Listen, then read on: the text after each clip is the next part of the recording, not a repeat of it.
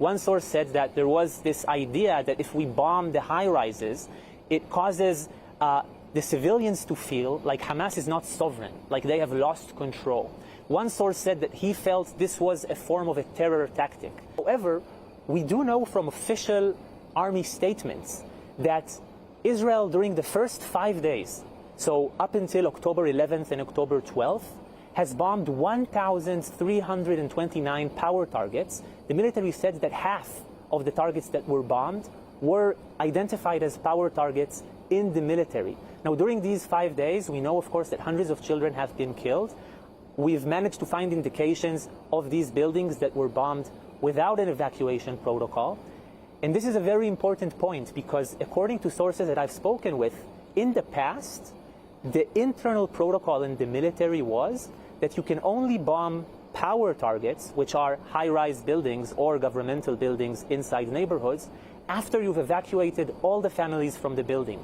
This was a principle that was in place in 2021, where they bombed 9 high-rises, 9 power targets, and no civilian Palestinians were killed because they did put in place an evacuation protocol. They call, the guard in the building. It's quite horrific, and there is little missiles. But at the end of the day, the goal was to put pressure on civilians by destroying their apartments, from what I've heard from sources, and not by killing. This idea that the military is doing whatever it can to keep civilians in Gaza safe, or that it is using its technology to not harm civilians in Gaza, is false. It's not true. And I know this not only from looking at the catastrophic killing of so many civilians in Gaza, but also by speaking to intelligence sources who have told me that now all of the previous restrictions that were already permissive into harming civilians have been dramatically loosened. For example, one source spoke about how you get sort of this approximation of where a target is, and it's not pinpointed.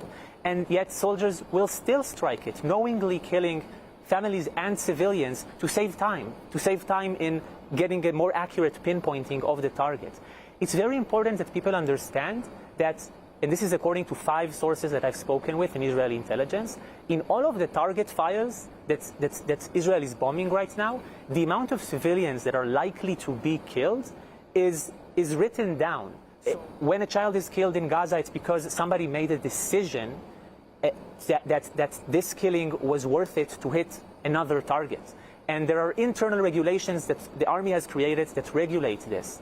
And so it's very clear to me that after October 7th, there is a total disregard for Palestinian civilian life, even when hitting targets that are either not distinctly military in nature.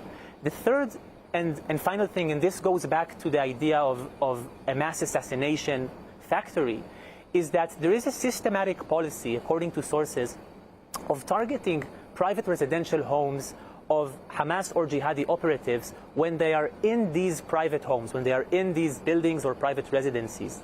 And just so you understand, I mean, what this means is that the military is knowingly dropping a bomb that weighs a ton or often more on a residential building in order to assassinate one person, knowingly killing that person's family and neighbors in the process, when, according to sources, in the vast majority of cases, these buildings are not places where there is military activity that is being conducted.